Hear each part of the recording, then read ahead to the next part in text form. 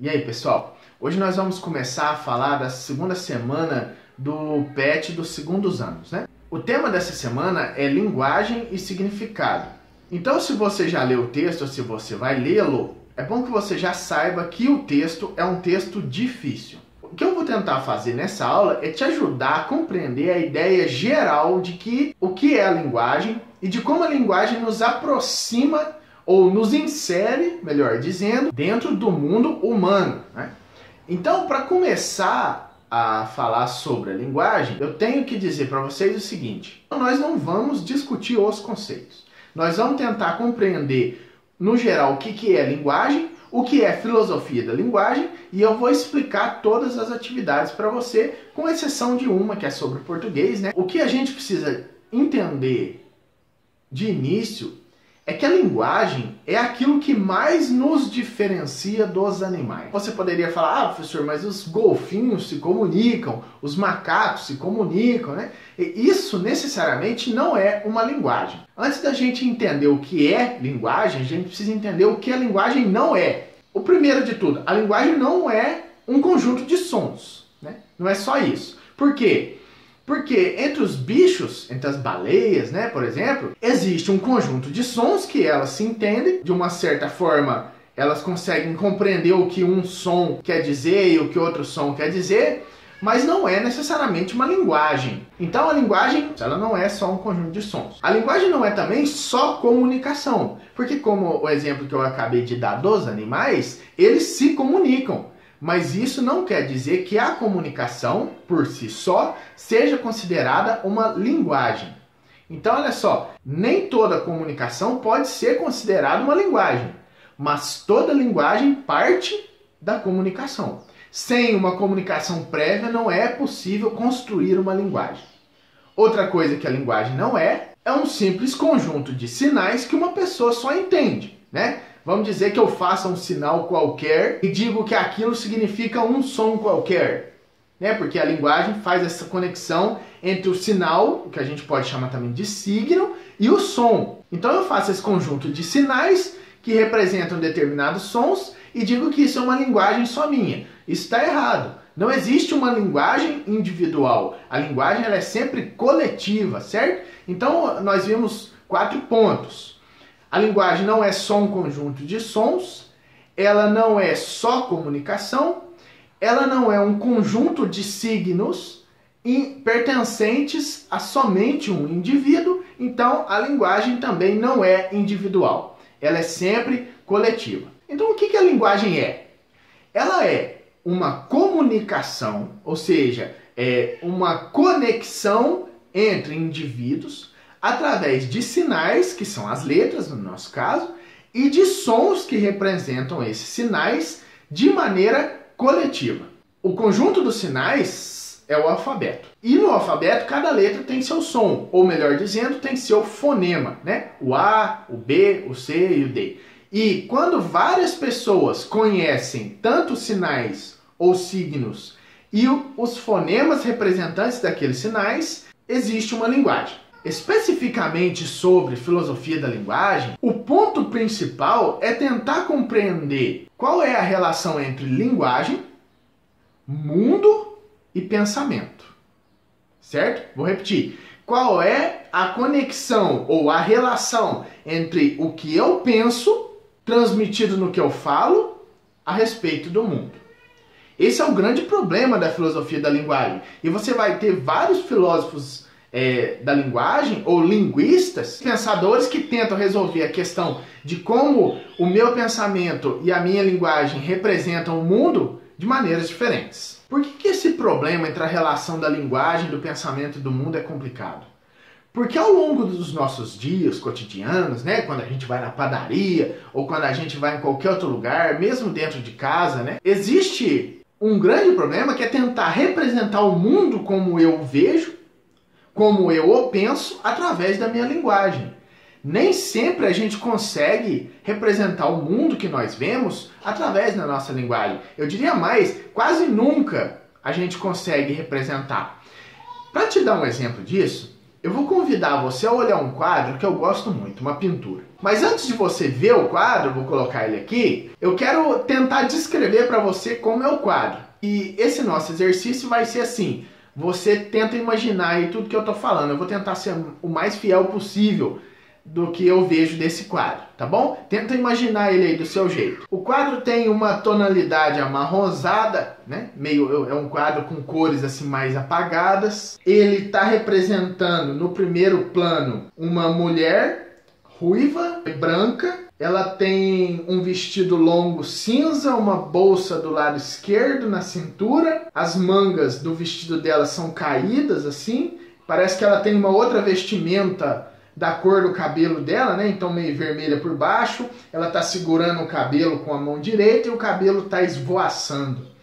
Ela está encostada numa pedra grande, olhando para o mar numa tempestade. Então o mar está revolto. E lá ao longe, no segundo plano, ou no plano mais ao fundo, existe um barco, ou melhor, um navio, né? Ele é maior, e o navio está sossobrando, o navio está naufragando, já tem até um pouco de água, o convés está meio caído e ele está meio quebrado no meio, tem até um mastro já ali perto dela, aqui na praia, cheia de pedra, e ao fundo tem umas montanhas. Você imaginou o quadro aí? Agora eu vou colocar ele aqui para você ver. Você imaginou desse jeito?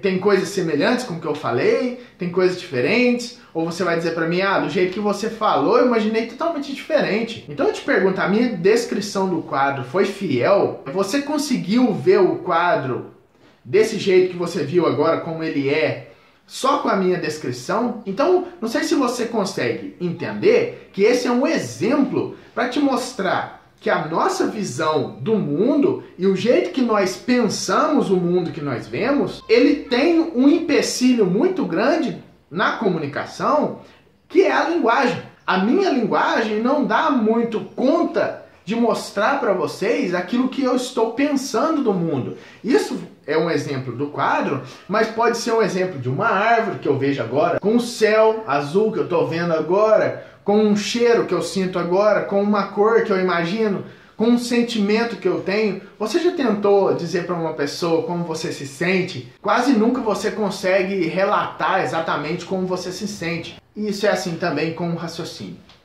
Esse é o grande desafio de um professor, é de tentar, através da linguagem que ele possui, passar para os alunos o seu raciocínio sobre determinado assunto. É o que eu estou tentando fazer para você aqui agora. Através dos meus recursos linguísticos, eu tento mostrar para vocês o meu raciocínio através da linguagem, da visão de mundo que eu tenho. Eu não sei se você já parou para pensar, mas o nome professor quer dizer aquele que professa. Professa o quê? O conhecimento que ele adquire, a sua visão de mundo, através de uma linguagem didática para que você compreenda. Então tem gente que diz que o professor é um facilitador. Facilitador é o Google. A ferramenta básica, fundamental e por isso essencial e mais importante do professor é a sua linguagem. O professor que fica fugindo do uso da linguagem é porque ou não sabe o que está falando direito ou porque não estudou o suficiente. Então, esse é o grande desafio que nós temos. Não só os professores, mas todos, que é tentar fazer passar pela linguagem o mundo que eu apreendo. É possível representar o mundo através da linguagem? Esse é o grande problema da filosofia da linguagem e, de certa forma, é o que o texto está dizendo aí na semana 2 do PET dos segundos anos. Vamos agora tratar das atividades. Atividade número 1 pergunta o seguinte: por que se pode dizer que a aquisição da linguagem é a senha de entrada no mundo humano? Ora, porque como eu expliquei para vocês, sem a linguagem, nós não somos capazes de adentrar esse mundo humano. Porque o mundo humano não é esse mundo exterior que nós vemos e que é compartilhado pelos animais. O mundo humano é daquele da comunicação dos raciocínios, dos pensamentos, das ideias, dos sentimentos. Sem a linguagem, você não é capaz de fazer parte da sociedade. E não existe humanidade fora da sociedade. É assim como numa língua estrangeira, né? Quando você tenta quando você tem o contato com uma língua estrangeira, sei lá, o inglês ou o alemão, você não consegue se identificar com aquele povo enquanto você não sabe da linguagem. E se você não sabe da linguagem, você não pode participar daquela comunidade semiótica, ou seja, que partilha de significados comuns. A questão 2 pergunta o seguinte: por que são criadas linguagens de tipos diferentes? Para que elas servem? Aqui, ela não está querendo dizer só de línguas diferentes, como espanhol e italiano. Ela está falando de linguagens diferentes. Linguagens diferentes não são só as faladas. Então, quando alguém pinta um quadro, compõe uma música, faz a performance de uma dança, tudo isso é uma linguagem porque é uma expressão. Toda forma de expressão é, de certa forma, uma linguagem. Então, por que se criam várias formas de linguagem ou várias formas de se expressar? Porque, justamente, a linguagem falada não dá conta de se expressar.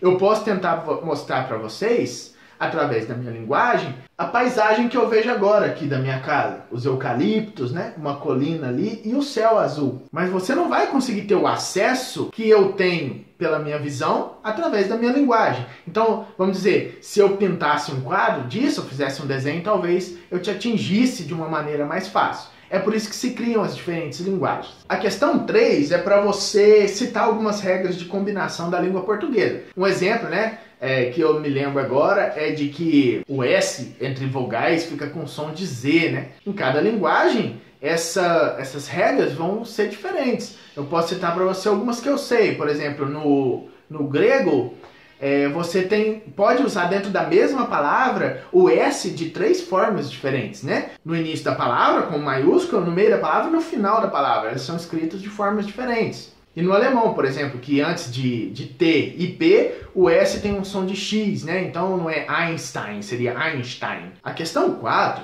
qual a relação entre as regras de uso de uma língua e a cultura na qual ela é usada? É uma questão muito complicada. Nós teríamos que fazer uma aula toda para explicar essa questão. Então eu não vou cobrar que você faça, tá bom? Se você quiser fazer, ótimo. Se não quiser, tudo bem. A quinta questão é muito interessante, que é sobre Libras, a língua brasileira de sinais. É muito interessante conhecer como que os sinais, os gestos, o movimento feito com as mãos, ele representa o significado de uma palavra, de uma letra, né? É super interessante, vale a pena pesquisar sobre isso, né? Então é isso, pessoal. Se você tiver alguma dúvida, deixe nos comentários. E também pergunte durante as nossas aulas. Leiam o texto, assistam a aula e façam atividades. Até semana que vem. Um abraço.